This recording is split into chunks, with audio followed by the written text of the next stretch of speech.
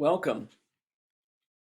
Today's gospel speaks to yet another one of the hard things that we're asked to do as Christians. And it comes from this verse of today's gospel reading. Therefore, whoever breaks one of the least of these commandments and teaches others to do so will be called least in the kingdom of heaven.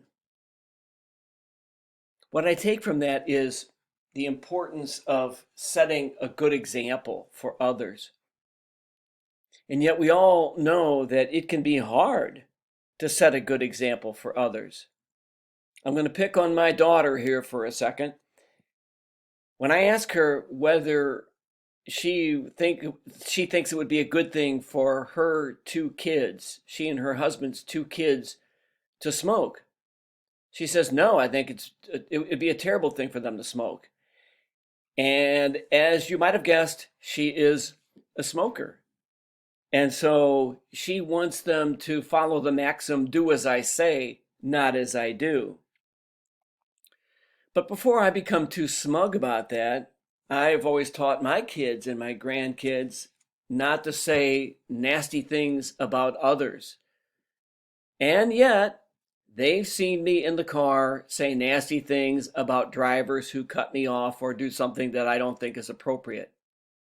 So I sometimes follow the maxim, do as I say and not as I do.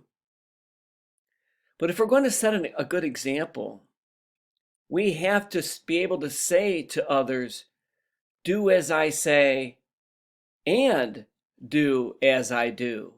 If we're going to truly set a good example, we have to set that example not just with our words, but also with our actions. And that applies not just to kids and grandkids and spouses and neighbors, but to everyone whom we meet.